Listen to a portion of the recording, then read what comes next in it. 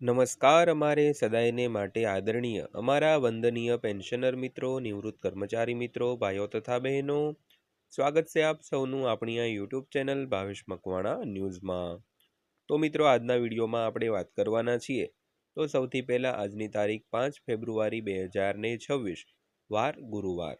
તો આજના વિડીયોમાં વાત કરીશું તો હોળીના તહેવાર પહેલાં પેન્શનરો અને સરકારી કર્મચારીઓને સરકાર તરફથી મળશે પેન્શનમાં આટલો વધારો જાહેર।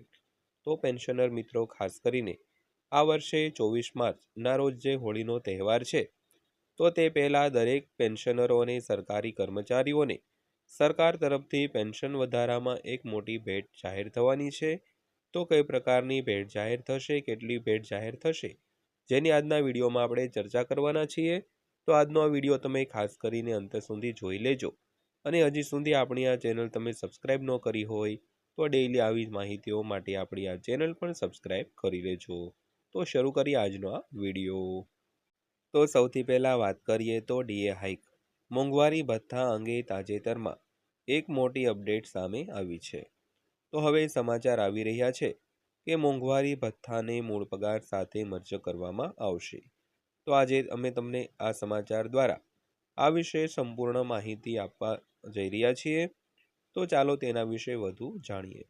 તો ખાસ કરીને મોંઘવારી ભથ્થું એટલે કે ડીએ હાઇક તે દરેક સરકારી કર્મચારીઓ અને પેન્શનરોને વધતી જતી મોંઘવારીથી રાહત આપવા માટે આપવામાં આવે છે। તો હવે આ મોંઘવારી ભથ્થાને મૂળ પગાર સાથે મર્જ કરવામાં આવશે તેવી એક માહિતી સામે આવી રહી છે। તો આજના વિડીયોમાં આપણે તે બાબતે પણ ચર્ચા કરવાના છીએ અને સંપૂર્ણ માહિતી આપણે સમજવાના છીએ। તો ખાસ કરીને આજનો આ વિડીયો તમે અંત સુધી જોઈ લેજો। તો વિગતવાર વાત કરીએ, કેન્દ્ર સરકાર વર્ષમાં 2 વાર ડીએમાં વધારો કરે છે। તો પહેલો વધારો જાન્યુઆરીમાં થાય છે જ્યારે બીજો જુલાઈમાં થાય છે। તો હવે એવી અટકળોએ પણ જોર પકડ્યું છે કે મોંઘવારી ભથ્થું મૂળ પગાર સાથે મર્જ કરવામાં આવશે। તો આનાથી કર્મચારીઓને નોંધપાત્ર ફાયદો થશે। તેમજ ડીએ મર્જર અંગેના આ અપડેટ વિશે આ સમાચાર દ્વારા વધુ જાણવાનો પ્રયાસ કરીએ। તો સૌથી પહેલાં વાત કરીએ તો હોળી પહેલાં આવ્યું મોટું અપડેટ। તો હોળી પહેલાં જ સરકારી કર્મચારીઓ માટે એક મોટી અપડેટ સામે આવી છે। તો તમને જણાવી દઈએ કે ડીએમાં વધારાને લઈને આ ભેટ લેવામાં આવશે।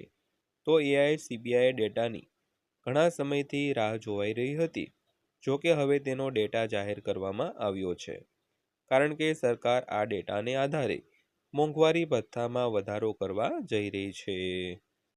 તો આનો અર્થ એ થયો કે હવે મોંઘવારી ભથ્થામાં વધારાનો રસ્તો સ્પષ્ટ થઈ ગયો છે। જોકે all India NPS employees federation દ્વારા સરકાર દ્વારા કરવામાં આવનાર સંભવિત વધારાથી ખુશી નથી। તો એવું પણ માનવામાં આવે છે કે આ વખતે ડીએમાં 2% સુધીનો વધારો થઈ શકે છે। તો ત્યારબાદ જાણીએ તો ડીએમાં આટલો ઉછાળો આવશે। તો ડિસેમ્બર 2025 માટે ઓલ ઇન્ડિયા એટલે કે એઆઈસીપીઆઈડબલ્યુ 148.2 પર હતો। તો નવેમ્બર માટે એઆઈસીપીઆઈ ઇન્ડેક્સ એજ એટલે કે 148.2 હતો। જો કે ઓક્ટોબરમાં તે 147.7 પર ટ્રેડ થઈ રહ્યો છે।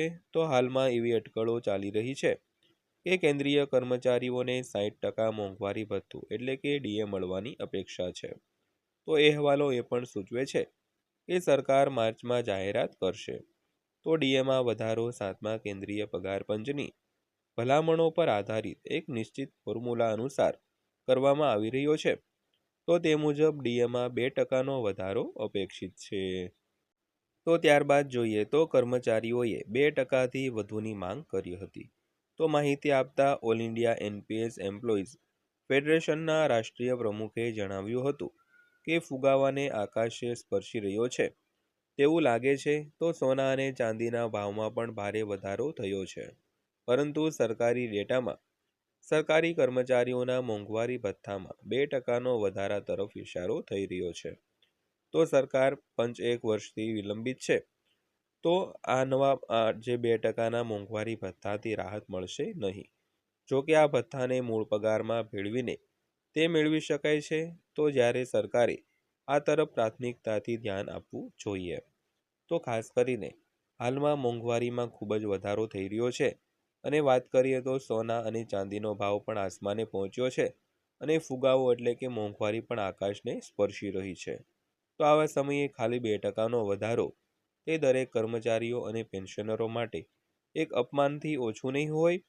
તો આ જે નવું પગાર પંચ છે તેમાં પણ વિલંબ થઈ રહ્યો છે અને હવે આ માત્ર 2%ના મોંઘવારી ભથ્થામાંથી દરેક પેન્શનરો અને સરકારી કર્મચારીઓને રાહત મળવાની નથી.